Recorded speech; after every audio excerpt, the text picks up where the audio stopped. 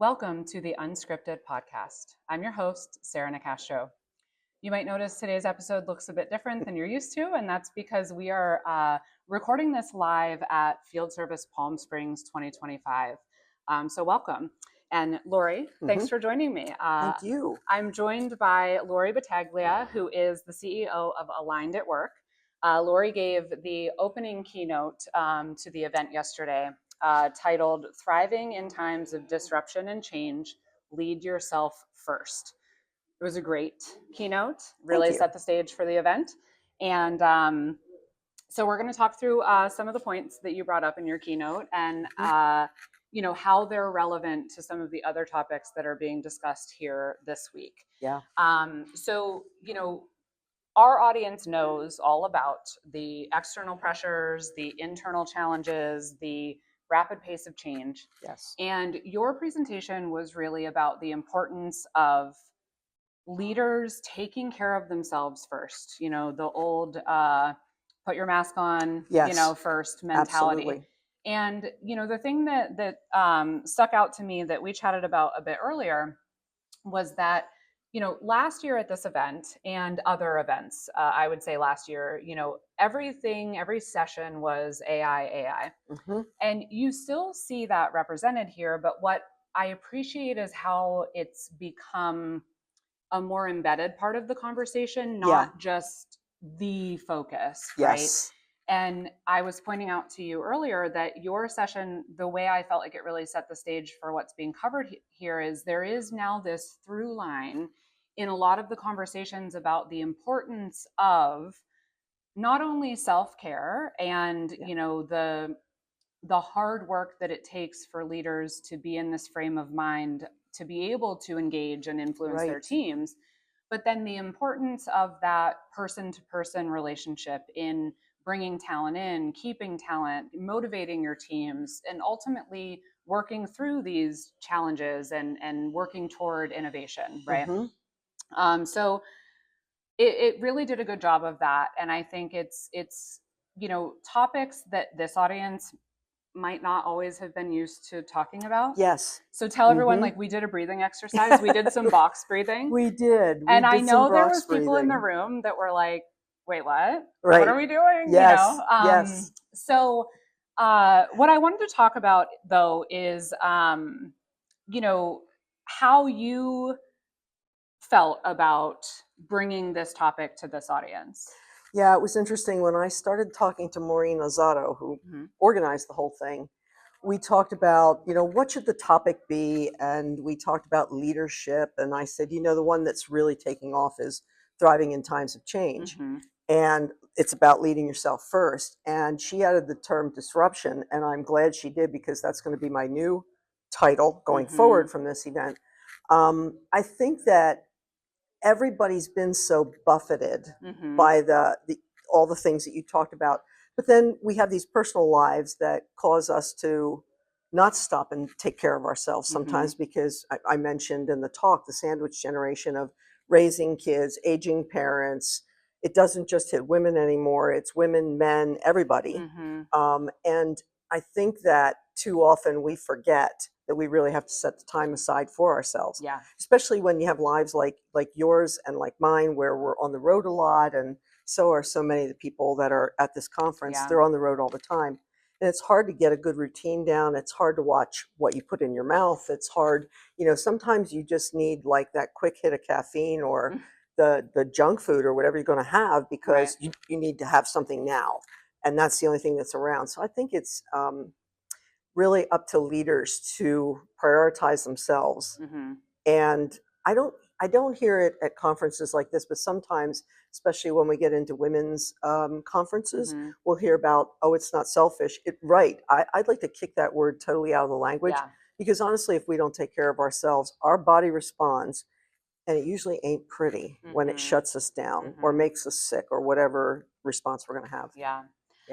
Full disclosure, I do have an In-N-Out burger sitting next to us waiting for me for after we're done recording. Full disclosure, I'm eating at Wendy's on the drive home.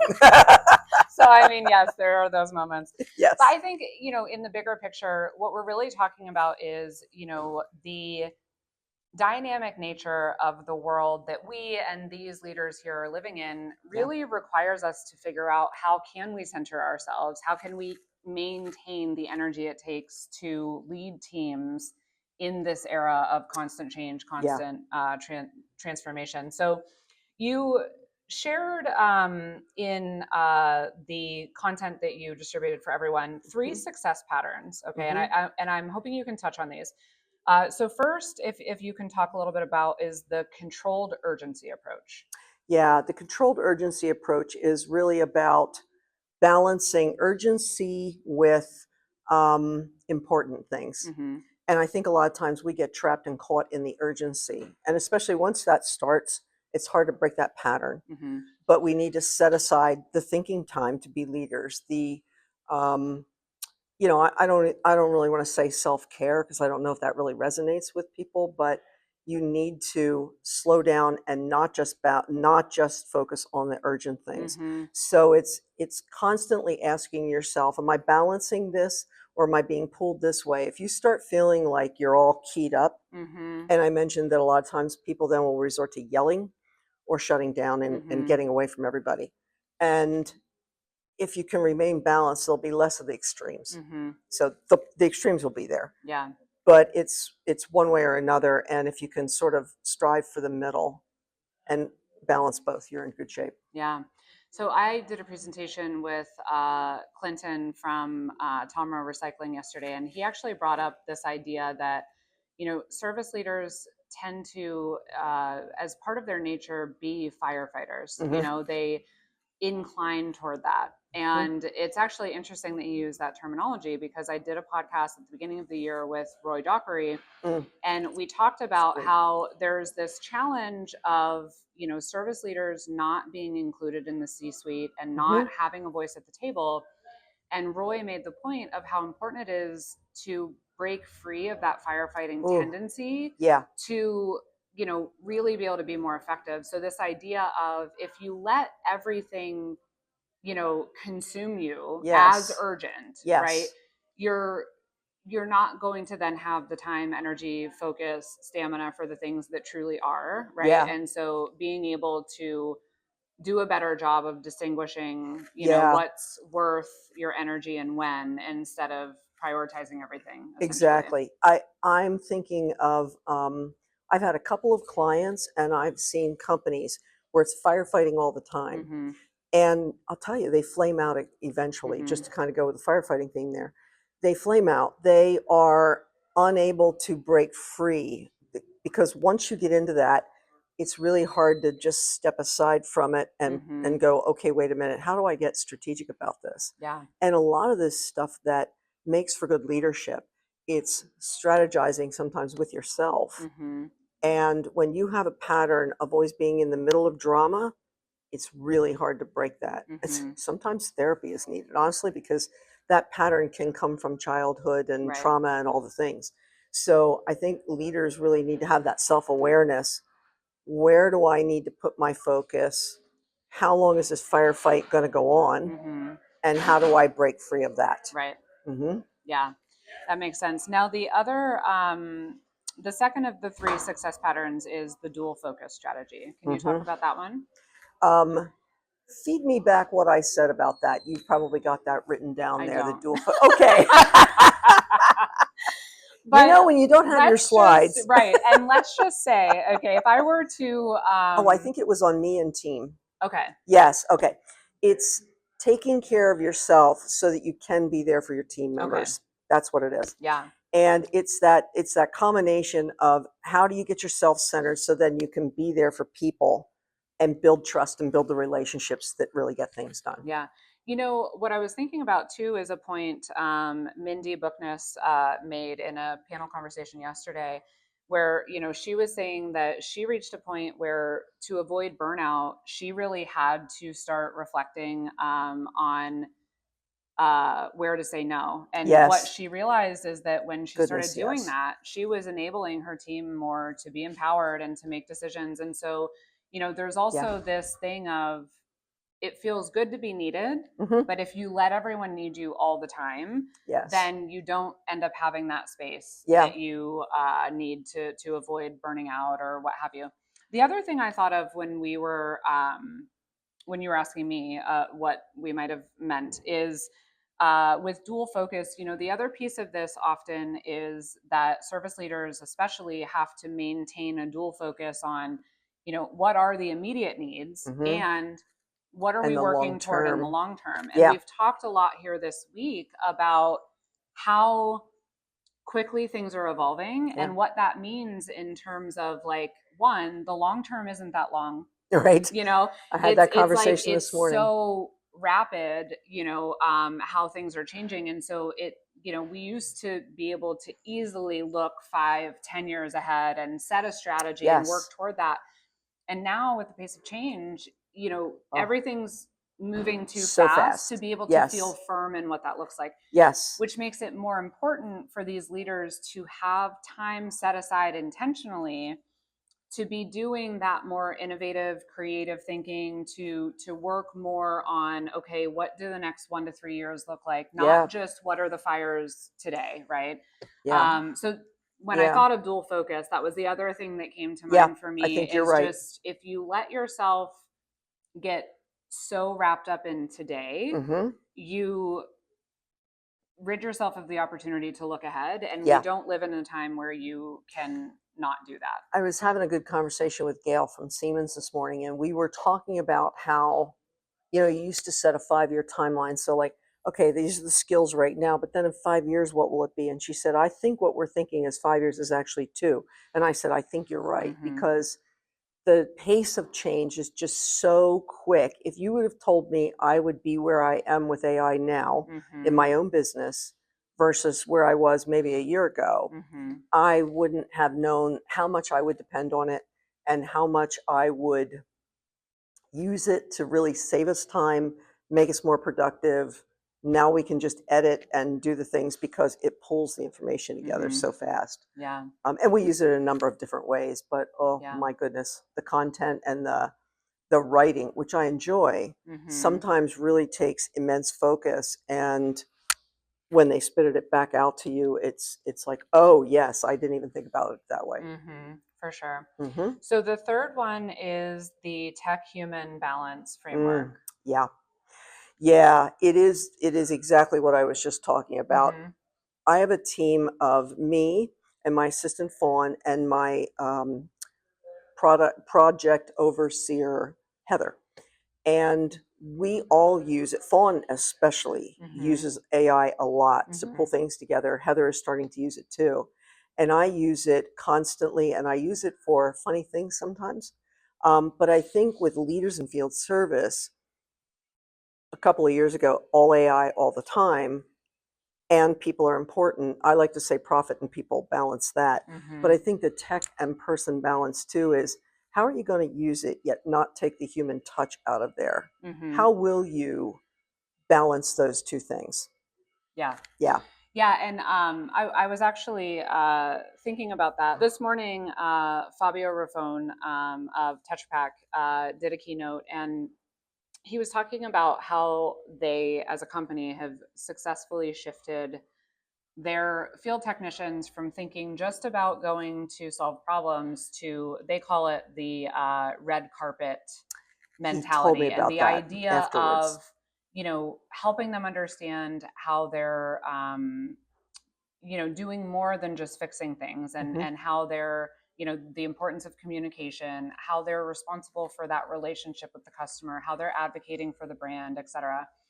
And Hmm. he spoke a lot about some of the things you echoed, more so from how the leader takes the work you talked about on Hmm. themselves and then shares that with their team. Hmm. He talked about how he has a team of over 700 people, but he Yeah. spoke about the intention he puts into keeping personal touch and things like that.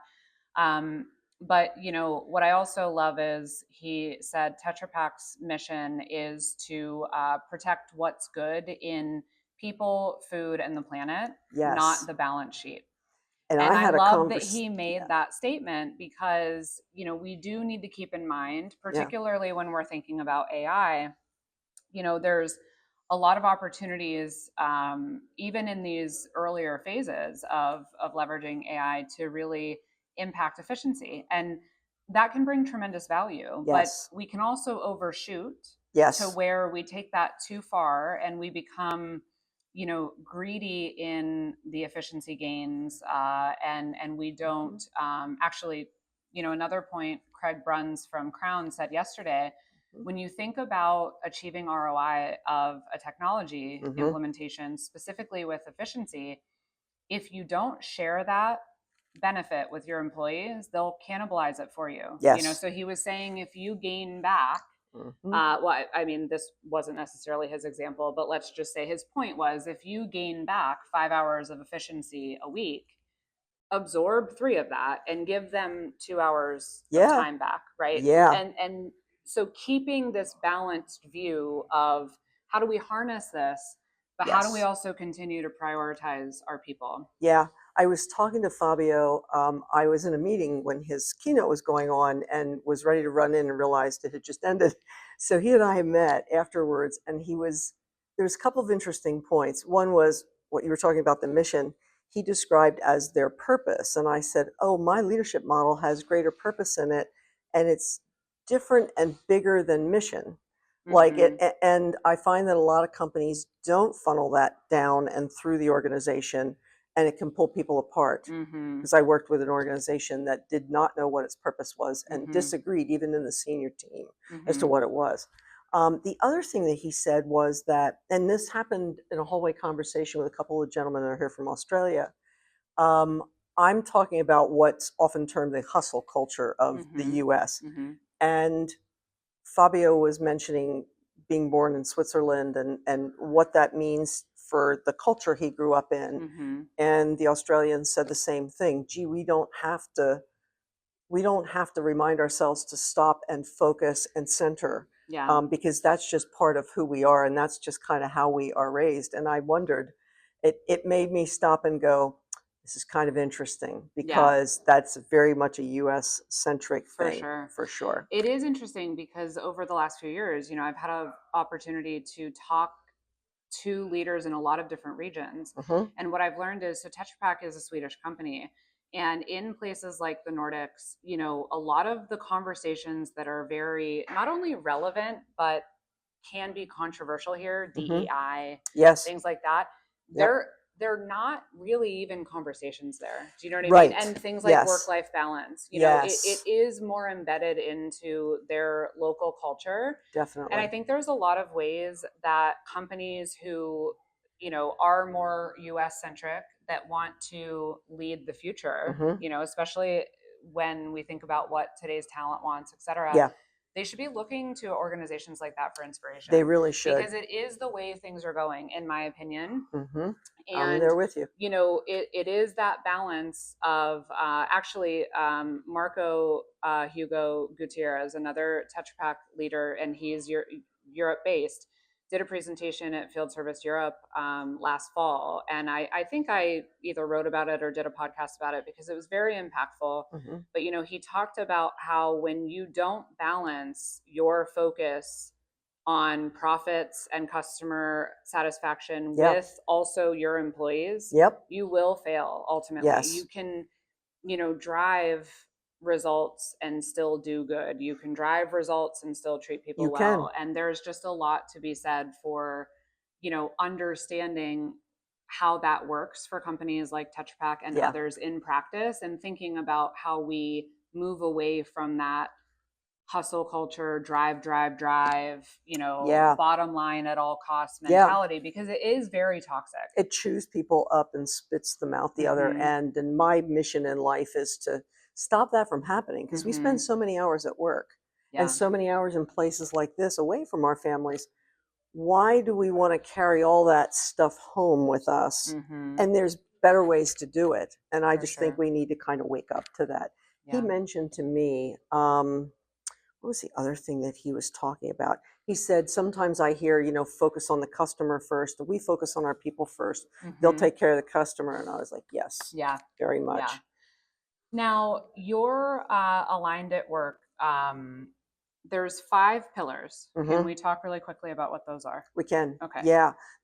My leadership model. So there's two models. Mm-hmm. One is the one that I used in my talk was the personal one. Mm-hmm. And the 5 pillars of that are vocation. Are you doing the right work? And does your work values sync up with your company values? Does it serve the world Mm-hmm. and yourself?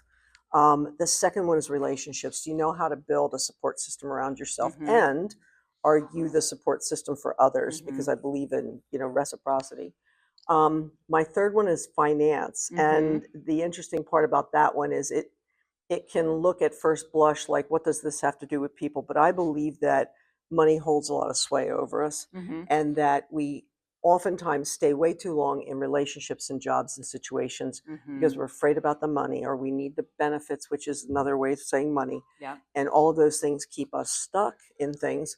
And then the last two are well-being and spirit. And Mm-hmm. well-being is about how you define health, happiness, and success for yourself, and whether you're living really your own definition. And then spirit is about the soul within you. Who are you authentically? Mm-hmm. And can you be that human as you move through your life and your work, Yeah. rather than trying to cover up who you are? Yeah. And there's been quite a bit of talk about that point, not referred to as spirit, I wouldn't say Right. here, but I've had a lot of, I've heard some points on stage, and I've also had some side conversations about, that point as authenticity and being Yes. genuine. And,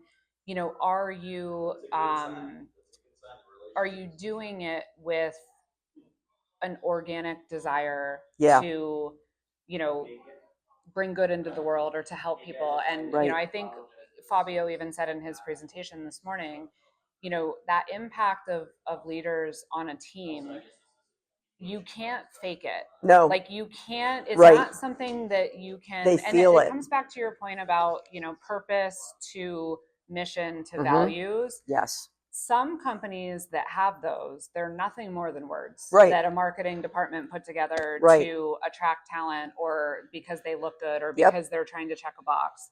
And that's where you'll always fall short, Mhm. right? So, Mhm. yeah, those are all very important points. I have to imagine you've gotten good feedback on your keynote. I have. Yeah. I still have people stopping me in the hallway and saying, loved it, really resonated. And I'm sure that there's probably one or two out there that it didn't hit well. Or when I did the box breathing, Yeah.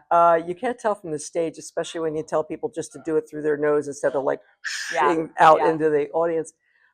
You can't really tell whether people are doing it or not, but a lot of people are like, oh yeah, I did. And others said, wow, we even call it that. Mhm. We've done that at our company. We've done mindfulness practices. And I'm like, oh, Yeah, this is fantastic. So I absolutely. think the world is changing, and there's a large portion of people who are saying, okay, these are things that we need to bring more into our lives than Yeah. before. Yeah, absolutely. And like I said, it's many of the points you made in that opening discussion have been echoed in so many Yes.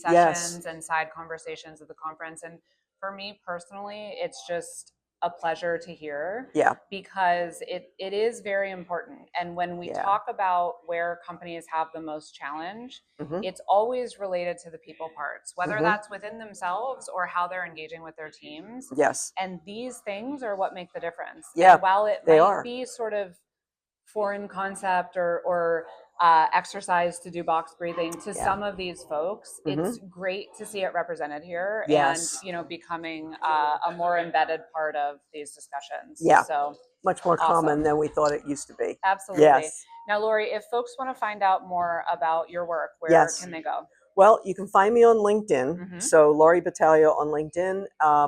You can also go to our website, alignedatwork.com, and there's a contact form on there. Or they can just email me directly at laurie@alignedatwork.com, all spelled out. Perfect. Yeah. Well, thank you Thank so you. much for spending some time Thank with you me. for It's having great to me. see you again. Yes, it and is. good to have you here with Definitely. our audience as well. Same with So, you. thank Thank you. You can learn more by visiting the home of the Unscripted podcast at futureoffieldservice.com. The podcast is published in partnership with IFS. You can learn more at ifs.com. And as always, thank you for listening. Thank you.